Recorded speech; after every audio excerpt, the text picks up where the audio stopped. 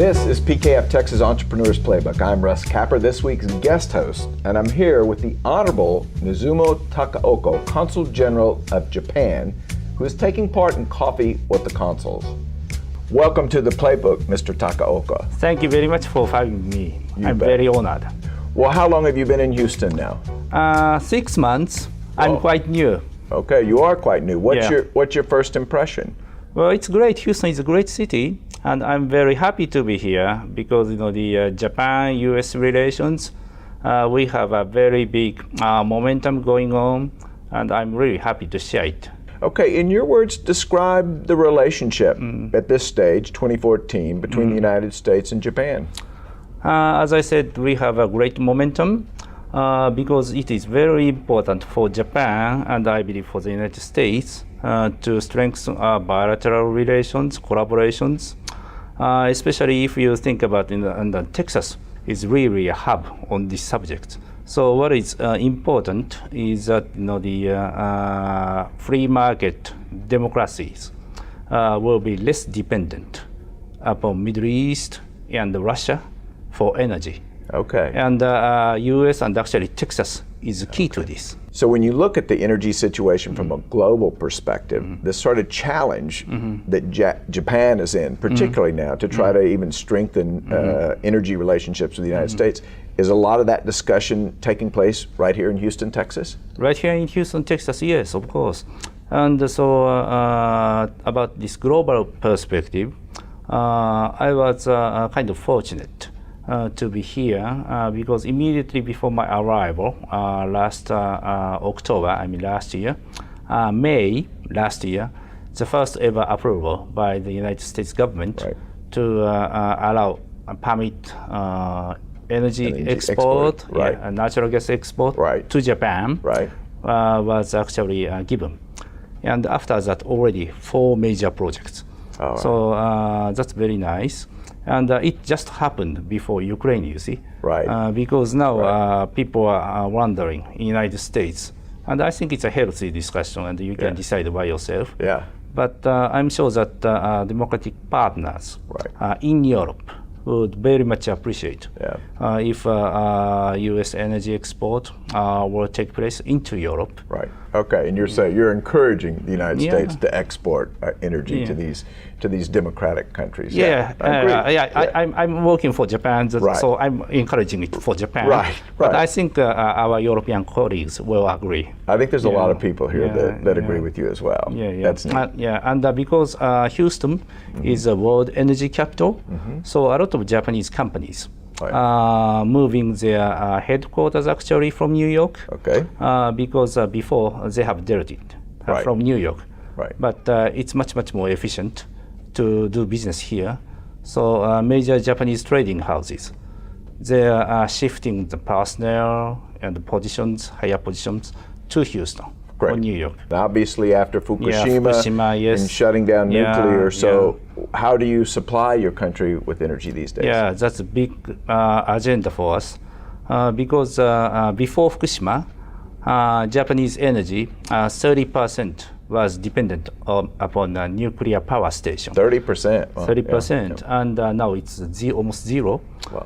We have got 54 nuclear power stations in Japan, out of which 6 was in Fukushima.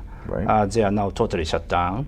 And others are temporarily shut down as well. So there is none working in Japan at this moment. Wow.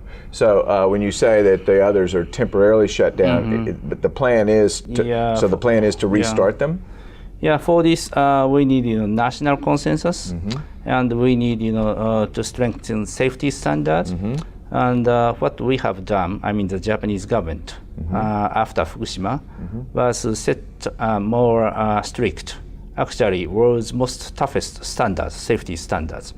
And based upon that, there will be a procedure so that each power station are really safe up to this new criteria.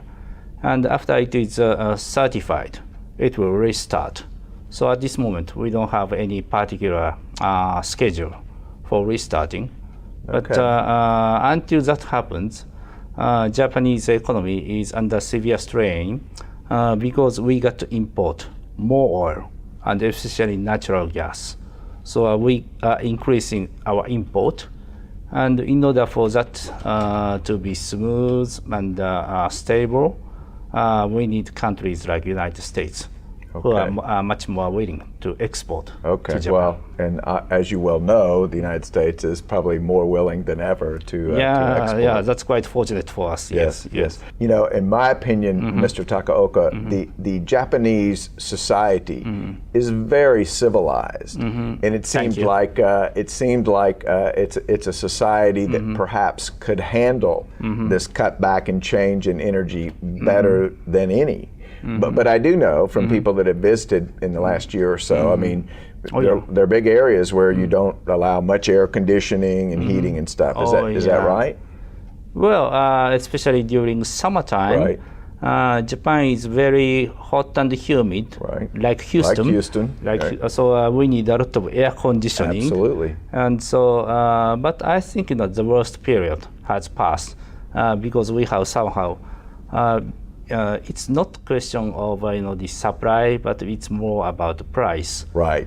Because the Japanese economies we can handle to import, increase natural gas import from Qatar, or increase oil from Saudi Arabia. We can do that. Okay. But that will adapt to the cost, and therefore we are running the trade deficit first time. For the almost 4 decades. Wow. And so that's hurting Japanese economy. Right. So as I said, we would like to have a more freer and level field trade in terms of energy, and the export from the United States will help us very much. And if we succeed in that, then I hope Japanese economy will have the more stable kind of current account situation. Okay, from what I've observed of the Japanese economy, though, even really before Fukushima, it was really on its way up of improving more so than in decades. Was that accurate? Well, I would say that the present Abe cabinet, Abe government, has strengthened the economic policy. Right. They say 3 arrows. So the putting off the deflationary pressure by active financial policy, and also active investment, and also strong deregulation. Using such a momentum as Trans-Pacific Partnership (TPP).